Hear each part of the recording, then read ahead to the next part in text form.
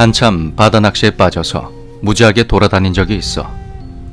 보통 갯바위 낚시라고 하면 배를 타고 조류가 잘 흐르는 포인트, 즉 바다 한가운데 솟아오른 여밭이나 작은 무인도 근처의 절벽으로 올라가서 자리를 잡는 거야.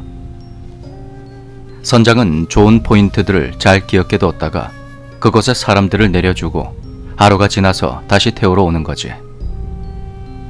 보통 그런 곳은 직벽이라서 수심이 깊고 조류가 잘 흐르는 곳이라 고깃대들이 지나가는 경로의 근처거든. 솔직히 이거 진짜 위험한 취미야. 고기가 많았던 시절에야 그렇게 위험한 곳을 갈 필요가 없었지.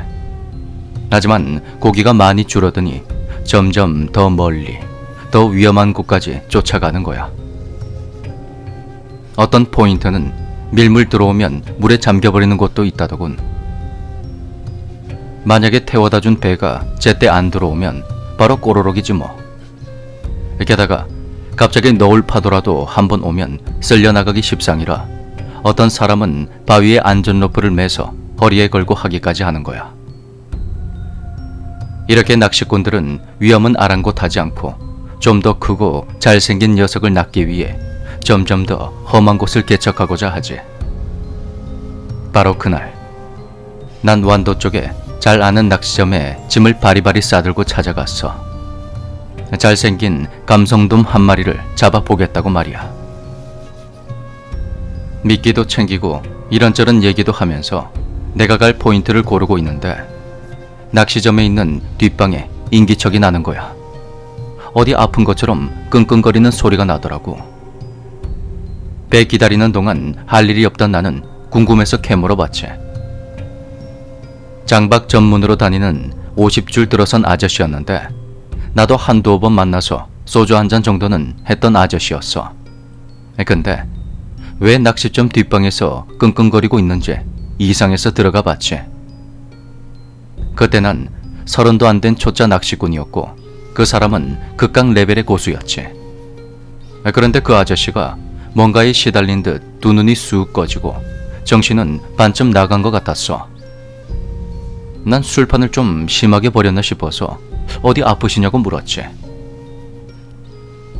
방에 들어가서 옆쪽에 앉았는데 이 사람이 술 냄새를 풀풀 풍기면서 사시나무 떨듯이 떠는 거야. 나를 알아보지도 못하더라고.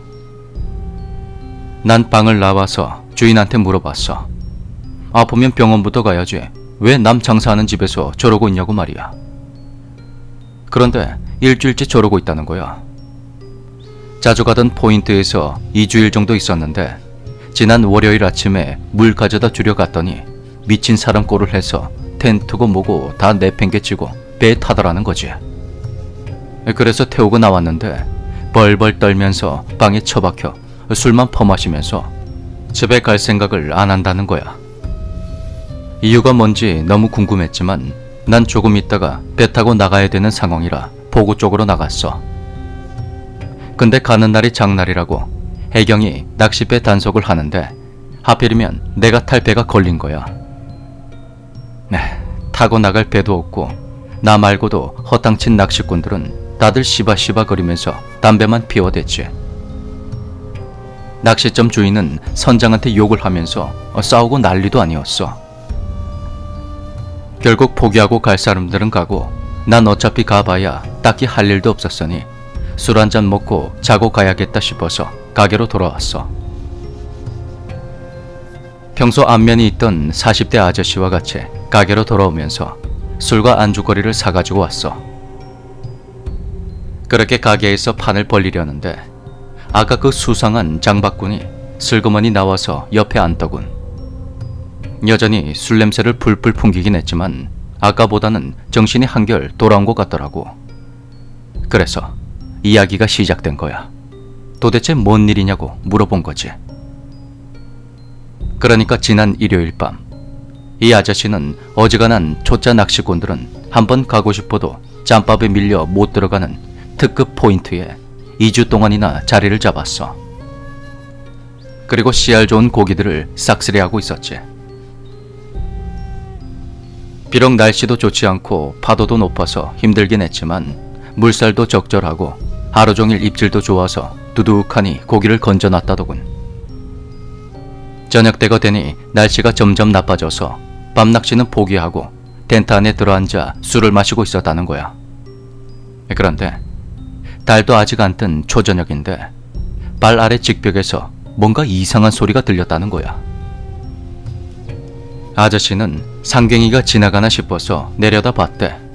그런데 수심이 10여 미터가 되는 바닷물 위로 서너 명의 사람들이 남쪽으로 걸어가고 있었다는 거야. 기겁을 해서 눈을 비비고 다시 봤더니 서넛이 아니었다더군. 바람은 불고 파도는 치고 구름도 잔뜩 끼었는데 그 구름 사이로 희끄무리하게 비치는 별빛이 앞쪽을 비추고 있었어. 별빛이 비추는 수면 위로 물결은 일렁거리는데 그 깊은 물 위로 사람들이 삼삼오오 모여서 걸어가는 그 모습이 눈앞에 펼쳐진 거였지. 씩씩하게 가는 사람, 허우적대는 사람, 뒤를 잡고 돌아보는 사람, 손을 잡고 가는 사람 등 이런저런 모습이 보이고 심지어 아이들도 보였다더군. 참 기절할 노릇이었지. 순간 무섭다기보다는 그냥 오랫동안 혼자 있어서 꿈을 꾸나 보다 하는 생각이 들더래. 그래서 자기 뺨을 때리면서 헛기침을 크게 한번 했다는 거야. 그랬더니 깨라는 꿈은 안 깨고 발 바로 아래에서 물 위로 걸어가던 그 사람들이 고개를 쓱 들더래. 그러더니 자기가 있는 텐트를 올려다보며 휘적휘적 절벽을 기어 올라오더라는 거야. 그때 마주친 눈빛이 아직도 눈에 선하다니까. 어이구 씨. 이러더군. 바다 한가운데에 있는 바위섬 중턱에 홀로 텐트 치고 앉아 있는데 그 깊은 바닷물 위로 사람들이 걸어간다. 그리고 기침 소리에 날 보고 바위 절벽을 스물스물 기어 올라온다. 도망갈 곳도 숨을 곳도 없고 참 상상만 해도 기절초풍할 일이지. 아저씨는 재빨리 텐트 입구의 지퍼를 잠그고 침낭 속에 엎드려 버렸어. 그런데 잠시 후 텐트를 슥슥 소리나게 쓰다듬으면서 그 사람들이 한다는 말이 같이 가자. 같이 가자. 같이 가자. 같이 가자. 팔다리는 사시나무 떨듯 떨리고 식은땀이 비오듯 쏟아지면서 온몸에는 한기가 느껴졌대. 그저 할 수 있는 일이라고는 침낭 속에 머리를 쳐박고 살려달라고 기도하는 것밖에 없었어. 정신을 차려보니 기절을 한 건지 잠이 든 건지 해가 뜨고 있었다더군. 아저씨가 조심스레 텐트를 열어봤더니 날씨는 맑게 깨었고 바람은 잔잔하니 물결도 가라앉아 있었어.